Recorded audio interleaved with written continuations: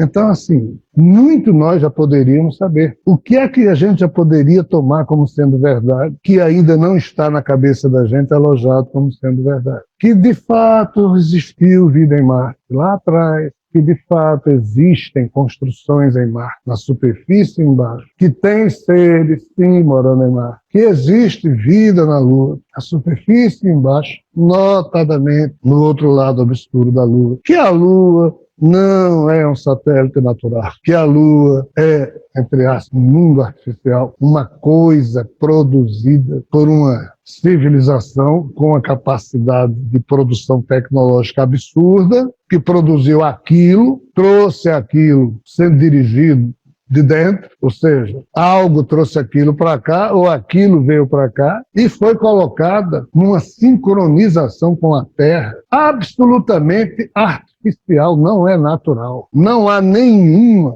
lua em nenhum das centenas de luas que existem em torno de Júpiter, Saturno ou qualquer outro planeta do sistema solar, que em algum momento não haja variação na face dela em relação a quem a observa do planeta em torno do qual ela orbita. Só a Lua tem uma sincronização que faz com que os nossos olhos ela não tenha rotação, porque ela está sempre com o mesmo lado, voltado para a Terra. E a rotação da Terra se dá de tal forma, com a sua translação em torno do Sol, e a Lua foi colocada de tal maneira que ela nunca varia 1 centímetro. É sempre a mesma. Isso não é possível nas leis de Kepler, não é possível nas leis de órbita, não tem como. Só por isso alguns cientistas já deveriam dizer. Só que 2 russos disseram isso nos anos 50. Peraí, tem um probleminha aqui, que é, rapaz, a gente mediu as crateras da Lua e todas elas têm a mesma profundidade. Não pode. Por quê? Porque aqui na Terra, quando vem asteroide, meteoro, cometa, o que seja para bater na Terra, lá vem, aí chega na atmosfera terrestre e começa a pegar fogo, porque o atrito da velocidade do bólido celeste que está caindo, dependendo do ângulo de entrada, aquilo entra uma pedra bem grande e vai se queimando, queimando, queimando, queimando, queimando. Aquilo que bate na Terra já é bem menor do que o tamanho que inicialmente ela chegou, porque ela se desfez, são explosões. E o que bate na Terra é só uma coisa bem menor do que aquilo que entrou. E ainda assim as crateras são bem profundas. E a extensão da cratera na superfície não são grandes. Aí na Lua, que não tem atmosfera, era para a profundidade ser muito maior, mas não é, extremamente menor. E o bicho que bate na Lua bate inteiro, não tem atmosfera que vá diminuindo, era para causar uma... Não, mas a profundidade é a mesma. Agora, a lateralidade, a horizontalidade da cratera são enormes. Aí esses 2 cientistas disseram, porra, por que isso? Será que a Lua é oca? Será que a Lua tem alguma coisa que tudo que bate só vai até uma certa profundidade? E em 2009, os Estados Unidos resolveu soltar uma bombinha no Polo Sul da Lua, com a desculpa de procurar água. Aí uma de suas sondas, quando terminou o trabalho, em vez de voltar para a Terra, eles deram ordem para cair e explodir na Lua. Foi público, todos os telescópios da Terra se voltaram. Aí a sonda, bum, correspondia à explosão de como se um asteroide, um cometa estivesse batendo. Aí os satélites da Terra, todos detectaram um barulho estranho. Aí, para tirar dúvida, alguns anos depois, outra sonda. Aí todos os telescópios da Terra, os que trabalham com a questão de áudio também, escutaram uma vibração que parecia de um sino, bem... Ou seja, a batida lá, bem... Aí, a única explicação é que tem uma superfície metálica embaixo da crosta da Lua, que tem poucos metros, tem 1 quilômetro de profundidade. Tem alguns pontos, outros chegam a mais. Mas assim, a Lua faz com que todas as crateras profundas tenham a mesma profundidade, porque ela tem um limite. O limite é porque a Lua é uma grande esfera metálica com uma crostazinha de piso para disfarçar, mas só disfarça num lado, que é o outro, que é o chamado lado escuro da Lua. O escuro que a gente não vê, mas de vez em quando pega sol durante alguns meses, tem lá coisas que... Não, mas as teorias dos cientistas que explicam a formação da Lua. A Lua foi resultado de um choque de um planeta com a Terra. Existem 380 quilos de rocha lunar da Lua que foram trazidas para a Terra nas diversas missões. E todas elas mostram que elas possuem elementos químicos que aqui na Terra não tem. Então, aquelas teorias dos cientistas de que a Lua surgiu a partir da Terra, não tem como, mas é o que até hoje se ensina nas escolas. Qual é o problema? Você aceitar o fato de que a Lua é artificial, você tem que aceitar o fato de que civilizações extraterrestres construíram aquilo. E os governos não podem aceitar isso, porque não tem como explicar. Os governos, para ir à Lua, quando é que aqui na Terra alguém vai conseguir construir uma? Mal a gente consegue construir uma estação orbital espacial. Então, assim, pessoal, existe sim vida em Marte, existe sim vida em Marte. Existem civilizações. A Lua foi colocada aqui devido a uma disputa lá atrás. Um dia nós saberemos que a civilização que construiu a Lua é insetoide, que foi trazida para cá mais de 3 bilhões de anos. Essa civilização tem naves maiores que a Terra. Essa civilização é inteligente pra cacete, nível de compreensão nenhum. Eles trabalham sobre a forma escravocrata. Eles produzem coisas. Se aqui na Terra a gente fosse produzir alguma coisa, o Congresso ia ter que passar 5 anos votando. O sistema colmeia, a abelha rainha decide, o resto executa ou morre. As raças insetoides, com raras exceções, todos ainda têm esse sistema primitivo, que foi o sistema que foi importado do Criador com os anjos clones para cá. As primeiras civilizações que surgiram aqui, as mais antigas, tinham esse sistema colmeico como sendo o modo de vida deles. E eles estão aí até hoje. E interessante, essa raça é pacífica. Eles construíram isso amando Sofia. Então, isso aí não dá para saber ainda. Estou falando aqui como fofoca. Mas o fato de saber que a Lua não é natural já é uma questão que nós deveríamos saber, porque a turma sabe que é. A turma bem informada sabe que não é natural, sabe que é artificial, sabe que existe vida extraterrestre. Essa turma tem laboratórios próprios, tem telescópios próprios, tem núcleos de estudo próprios, tentando já estabelecer um contato que nunca conseguiram com essas figuras de fora, porque eles vão para fora, eles querem para a Lua, querem para Marte. Então está todo um processo de... A gente pensa que as notícias que a TV está dando... Padre Francisco teve uma coceira no nariz. Oh, fulano está na Rússia, está com hemorroida. Oh, Putin está com hemorroida. Aí a gente vai, Putin está com hemorroida. O Papa Francisco teve uma coceira no nariz. E os fatos acontecendo, mas como a Globo não dá. Então assim, pessoal, existem ETs vivendo entre nós. Até 20 anos atrás não tinha, não. Hoje tem. De duas formas. Tem essa turma que os Estados Unidos acolheu e que vive lá em áreas distintas dos Estados Unidos, mas tem já figuras Anunnakis vivendo no meio dos seres humanos. Ponto, tem. Porque de todas essas raças, nós precisamos saber que aquilo que Zecharia Sitchin descreveu nos seus livros, aquilo é tremendamente real, ainda que muitas das interpretações que ele ali oferta, eu particularmente discordo. Mas é real. E os Anunnakis hoje já estão... Os Anunnakis eram donos do planeta. Nós nem existíamos quando os Anunnakis chegaram aqui. Muita gente chegou aqui e se sente dono daqui. Nós surgimos como animaizinhos de estimação deles, fomos. Eles começaram a brigar entre eles. O problema de Javé está presente em todas as raças. As raças começaram a brigar também entre elas, disputando a terra, todo mundo foi se ferrando e os humanos transando feito coelho, foi crescendo. Quando eles prestaram atenção, tentaram cooptar os humanos, tentaram matar os humanos, tentaram liquidar a raça humana, ninguém conseguiu. E hoje nós estamos aqui e ninguém nos controla. Nem os Anunnakis, nem... Illuminati, nem porcaria nenhuma. Ninguém controla a raça. E a nossa evolução tecnológica produziu a era do conhecimento, que faz com que qualquer nerd, sozinho, numa garagem da casa do pai, construa uma empresa que no início vale $200, mas logo depois vale $200 bilhões, porque aquele nerd descobriu uma coisa que ninguém mais na Terra sabe. Aí todo mundo fica refém do conhecimento dele.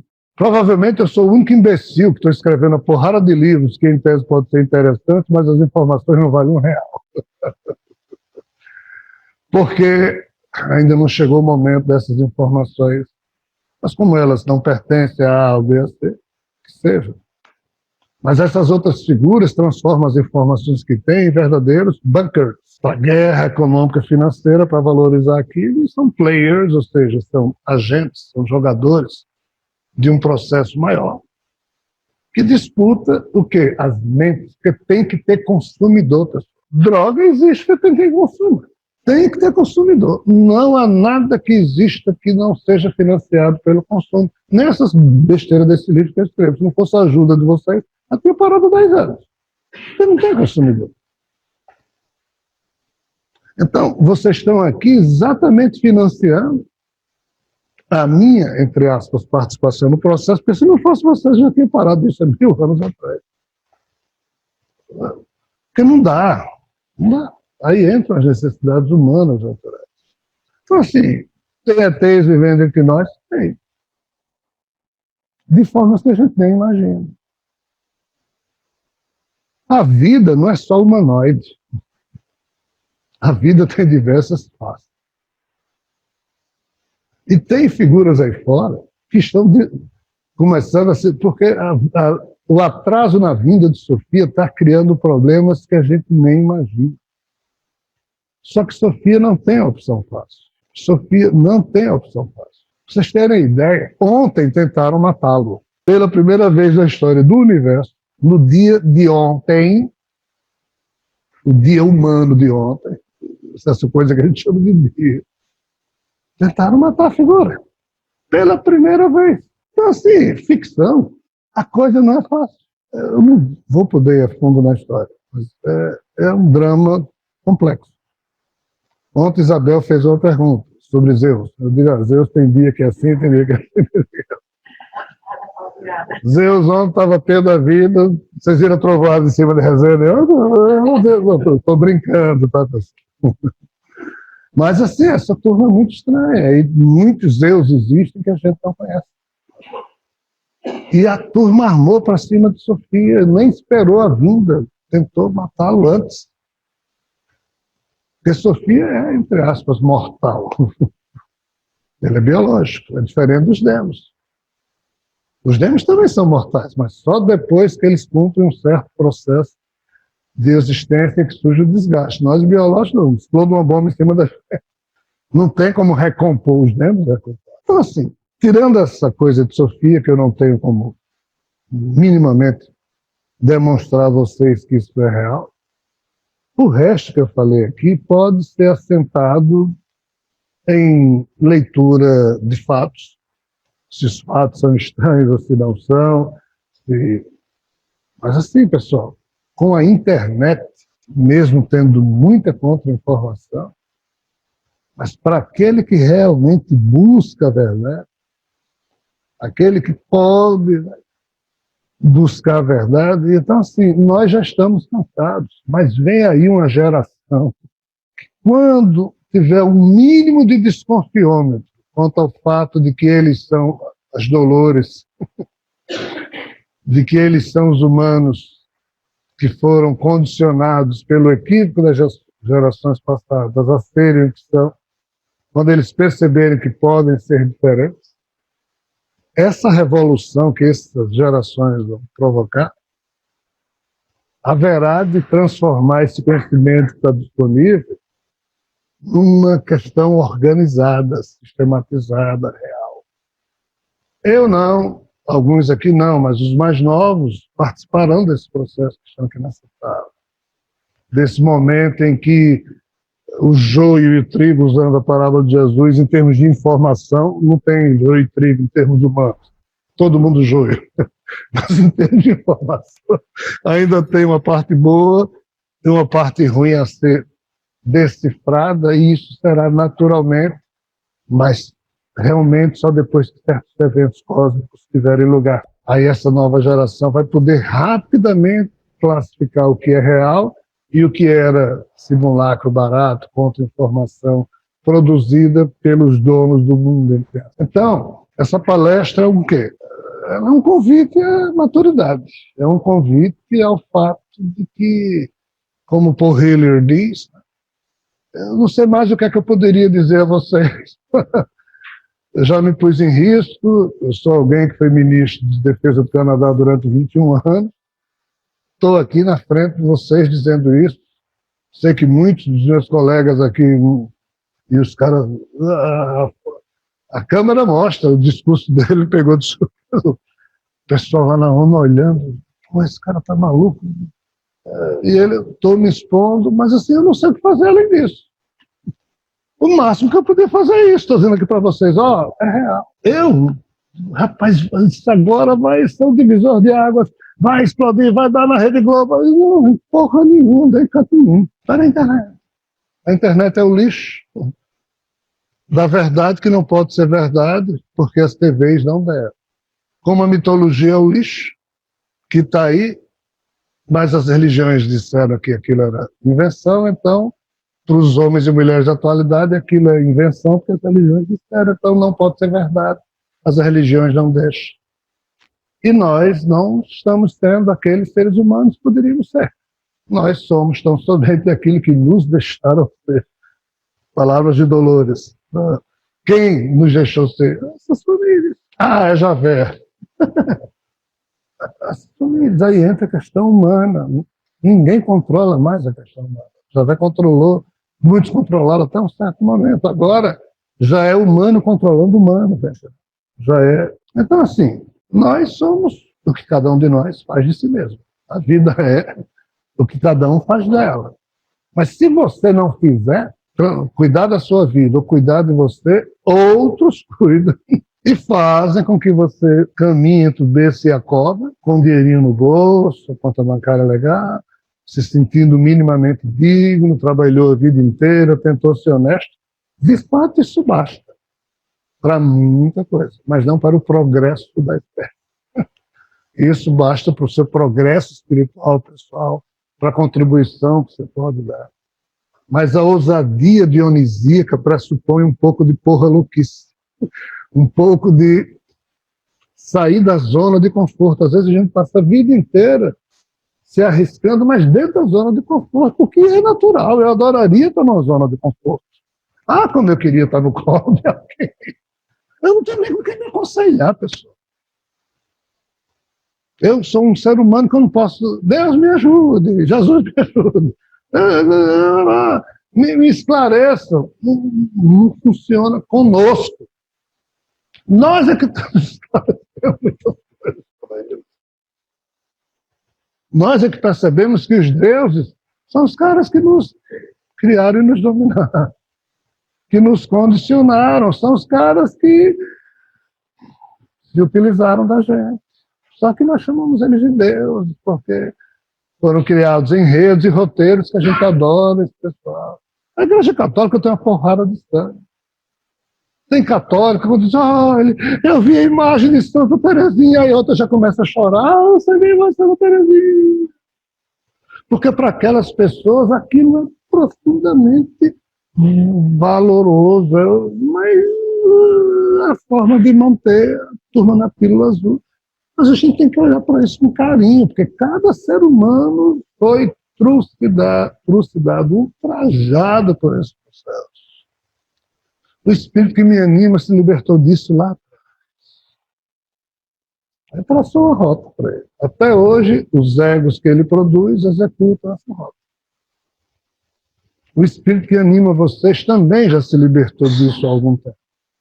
Mas talvez não tenham conseguido ainda potencializar, através das vidas dos egos, essa liberdade, porque ainda precisam cuidar de certas... Mas todos nós estamos nessa beira. Todos nós, quem? Esses 500 malucos, a turma do IEA. A humanidade toda ainda está boiando no oceano da mediocridade que se produz, como sendo vida. Então, a palestra de hoje é um convite à autoridade, um convite a sair um pouco da zona de conforto. Mas quem diabos gosta de sair da zona de conforto? Então, vou encerrar a palestra de hoje contando uma história que é contra-intuitiva, que foi real, mas, repito, ela é contra-intuitiva. A gente pensa que o final é de um jeito. Nos anos 50, em Londres, houve a história do Mr. Blake. O nosso amigo, ele era órfão ele trabalhou, foi acolhido por um padre, e ele trabalhou como sacristão 18 anos na igreja. Então entrou lá menino, e quando tinha 30 e poucos anos, o padre que o acolheu morreu, aí entrou um outro padre, aí na primeira disse, Blake, leia aí o ofertório do Evangelho. Eu não sei ler, não. Leia aí, rapaz. Eu não sei ler, não. Mas como você assessorou aqui o padre fulano de tal, mais de 10 anos, mas eu não sei ler, não. Ele não ensinou, não. Ensinou, não sei ler, não. Aí o padre disse, rapaz, eu não posso ficar com o sacristão. Não sabe, eu não posso ficar. Mas padre, estou aqui, eu vou ter que demitir. Aí demitiu o cara. Aí no dia que Blake foi demitido, recebeu lá algumas libras, né? Isso é Londres dos anos 50. Isso quem conta é Somerset Maugham, né? É uma das histórias da. Aí Blake saiu, ele fumava, eu comprar cigarro. O que eu vou fazer da minha vida? E procurou num cigarro num lugar não tinha, procurou no outro não tinha, no outro não tinha, no outro não tinha, no outro não tinha. Putz, não tem nenhuma tabacaria aqui nessa. Rapaz, eu vou pegar esse dinheiro que eu estou recebendo aqui e vou abrir uma tabacaria. E assim fez. Começou uma banquinha vendendo tabaco. Naquele bairro que ele detectou, que não tinha tabacaria, muita gente fumava. Esse cara se transformou num dos maiores industriais de Londres nos anos 50. Terminou se tornando um milionário, ou alguém muito rico. Não posso dizer milionário, porque não é assim que o Somerset Maugham conta. O fato é que ele era o cliente número 1 de um banco. Aí um belo dia o gerente do banco, o Mr. Blake está aqui com uma nota parado na conta e tem essas opções de investimento. Aí mandou um contínuo falar com o Mr. Blake, se o Mr. Blake poderia receber a visita dele como gerente. E o Blake era um cara muito humilde, disse, não, eu vou lá no banco falar com ele, pode deixar no banco. Você queria falar com ele? Eu disse, não, mas eu queria falar. Está o senhor? Não, mas sentado só, o nosso cliente número 1. E a gente está vendo aqui que o senhor está com dinheiro parado, investir, só que quanto é que o senhor ganharia? Então, assim, está aqui essas diversas opções de investimento. A gente sabe que o senhor não tem assessor para o seu mesa que define suas coisas, então o senhor estuda isso aqui. E aí ele disse, não, eu quero não. Não, Mr. Blake, não, leva a opção 1, não quero não, quero não, quero não, quero não, quero não, quero não, quero. Meu senhor, eu não sei ler, não. Aí o gerente olhou para ele e falou, Mr. Blake, tá brincando? Não, não sei ler, não. E nem quero. Já. Não, mas Mr. Blake, por favor, senhor, não sei ler. Aí contou a história, eu fui cristã minha vida inteira, não aprendi a ler, já tá bom, minha família está criada, estou satisfeito. Mas Mr. Blake, o senhor não sabe ler? Não, não sei ler não. Mas o senhor sem saber ler, chegou onde chegou, eu imagino onde o senhor estaria se o senhor tivesse aprendido a ler. Ele disse, ainda seria sacristão lá da igreja. Ou seja, a história é contra-intuitiva, por quê? Porque se ele tivesse aprendido a ler, ele ainda seria sacristão, ou seja, ele teve que levar uma porrada. A vida teve que tirá-lo da zona de conforto para ele tornar-se o homem que tornou-se milionário, rico, ainda que não soubesse ler direito.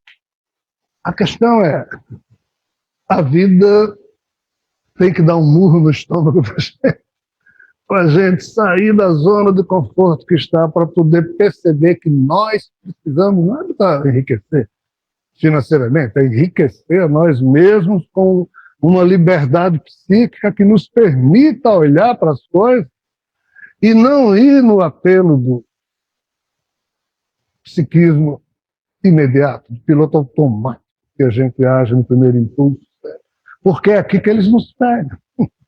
É aqui que os sistemas funcionam, provocando paixões, disputas. Aí você se alinha com um lado, com o outro, e quem está por trás tanto importa. E você que dá a sua vida por Lula, por Bolsonaro, isso chama-se inocente útil, idiota útil. Então, pessoal, é hora do despertar de Dolores, os androides do Westworld na frente. Muita coisa a gente já pode ter como verdade em torno da questão extraterrestre e em torno de outras questões da vida da gente. Mas ninguém vai dizer isso para a gente.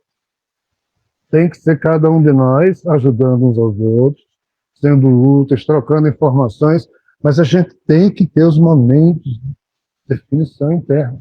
Isso aqui eu vou apropriar como sendo, porque aí você muda o desdobramento do seu raciocínio a partir disso. Não, mas não é melhor a gente ter a menor quantidade de certezas possível? Sim. Mas o que for claro, conceitualmente, como sendo algo que se deve saber que é, você tem que saber que é. Você não precisa agarrar-se, aferrar-se aquilo, mas saber que é. Mas por que assim? É outra história. Mas que é o fato está aí. Então os fatos estão aí.